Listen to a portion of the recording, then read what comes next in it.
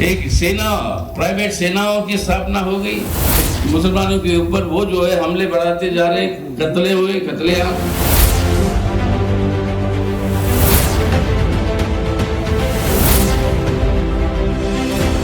मंगलवार को दरभंगा शहर के लहरिया सराय पोलो मैदान स्थित सभागार में एक नया इतिहास रचा गया। इतिहास वह उमरी भीड़ का था। तस्वीरें देखिए, क्या कुर्सियां, क्या मीडिया गैलरी और क्या अतिथियों के लिए बना मंच। सभी कार्यकर्ताओं की भीड़ से ऐसा पटा हुआ था कि पैर रखने तक की जगह बाकी नहीं थी। और इस भीड़ की सबसे खास बात ये थी कि इसमें केवल पुरुष ही नहीं थे बल्कि महिलाओं की भी बड़ी हिस्सेदारी थी।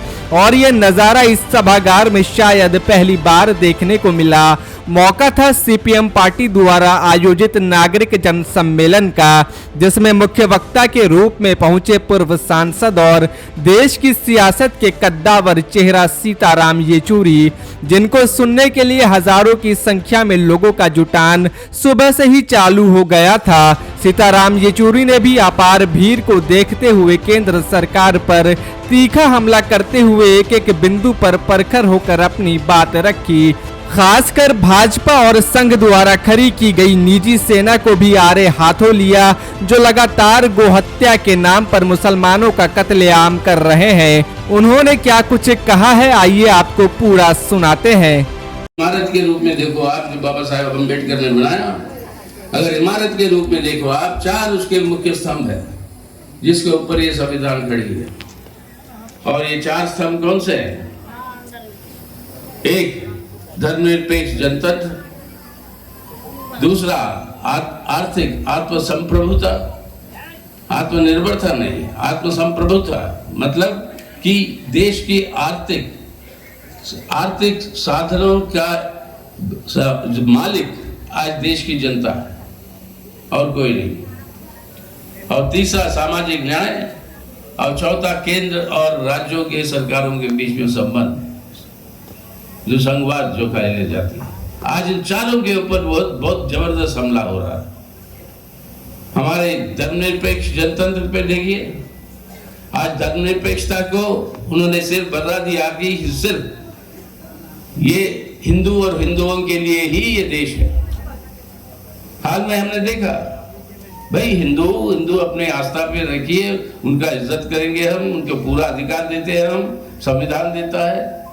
लेकिन इसका मतलब ये नहीं है कि दूसरों को अपनी आस्था से अलग करो या उनके ऊपर वंचित करो। कोई भी धर्म ये नहीं सिखाता कि मेरा भगवान तुम्हारे भगवान से बेहतर है। कोई भी धर्म ये बात नहीं कह सकती।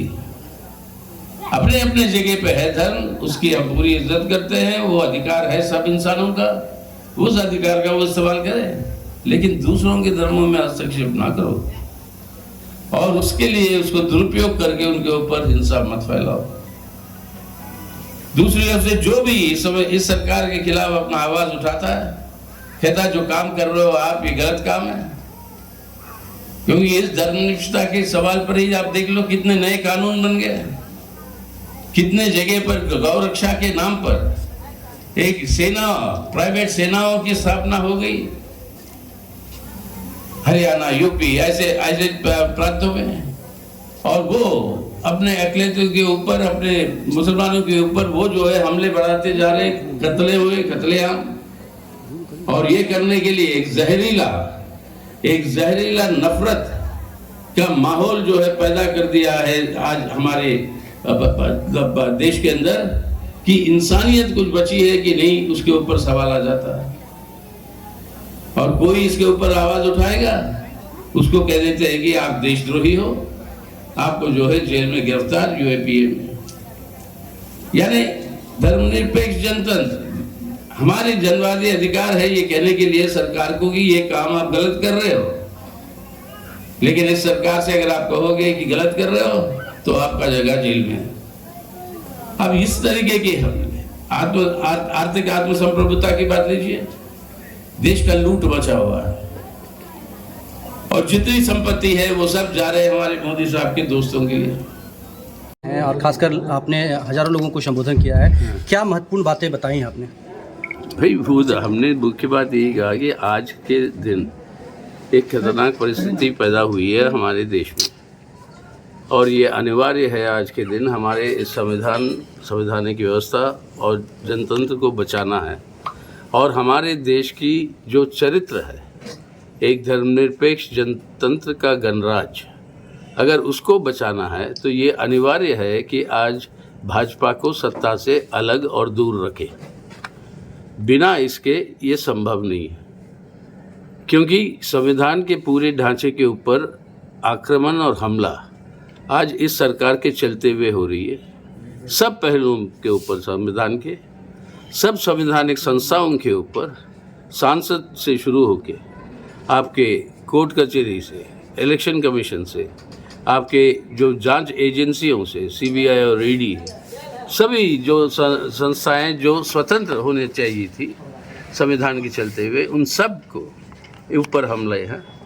और साथ ही साथ जनतांत्रिक अधिकारों के ऊपर जिस क्रूरता से इमरजेंसी में हमने देखा, उससे भी कई गुना ज़्यादा आज जो है ये हमले हो रहे जनतांत्रिक अधिकारों के ऊपर। जो भी सरकार के खिलाफ आवाज़ उठाता है वो देशद्रोही कहा जाता है।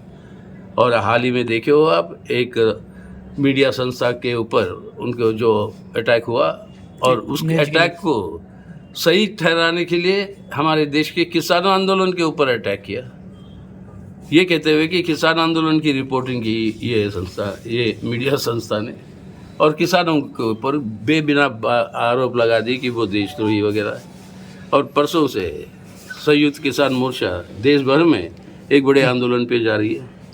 तो ये हालत जो देश के अंदर ऐसी आ रही है कि आज ये अनिवार्य है भाजपा को सत्ता से दूर रखना, वरना हमारे भारत को जिस तरीके से हम जानते हैं उसको बचा नहीं पाएंगे, उसकी संविधान, उसकी जनतंत्र, उसकी व्यवस्था। सर, इंडिया बिहार में अलायंस सीट शेयरिंग पर बात हुई है सर। इंडिया अलायंस जो आपकी पार्टी जो बनी है, उसके ऊपर केंद्र सरकार की बड़ी पैनी नज़र है। जिन लोगों का भी भ्रष्टाचार में नाम है, उसको लेकर के ईडी लगातार छापे मारिए, गिरफ्तार करिए। क्या लगता है इंडिया अलायंस को तोड़ने के लिए साम दाम दंड भेद? आज सबसे बड़ा राजनीतिक पार्टी ईडी है।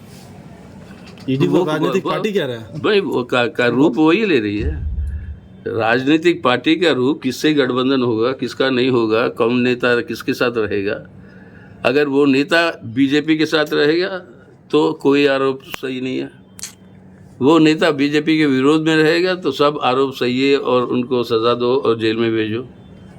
और बीच रास्ते जेल जाते जाते वो कहता है कि नहीं हम भाजपा में चले जाएंगे, तब जो है वो पूरे आरोप खारिज हो जाते हैं और वो वापस नेता बन जाते हैं। ये देख चुके हैं महाराष्ट्र में, ये देख चुके हैं कर्नाटक में, ये देख चुके हैं मध्य प्रदेश में, ये देख रहे हो सब जगह पे। सर, आपके भी घर ईडी गया था। इतना दुरुपयोग जो हो रहा, इसलिए हम कहते हैं कि सबसे बड़ा राजनीतिक डंडा जो है उनके हाथ में वो है ईडी। आज सर, आपके घर पे भी गए थे, आपके लड़के का मोबाइल कैमरा सब लेके गया है। हमारे जो असिस्टेंट है, कॉमरेड जो हमारे, उनका लड़का जो है, वो लड़का वो न्यूज़ क्लिक संस्था के लिए कुछ काम करता है, तो उसका लैपटॉप, उसके कैमरे, उसके टेलीफोन सब उठा ले गया। सर, सीट शेयरिंग पे कुछ बात हुई है क्या बिहार में?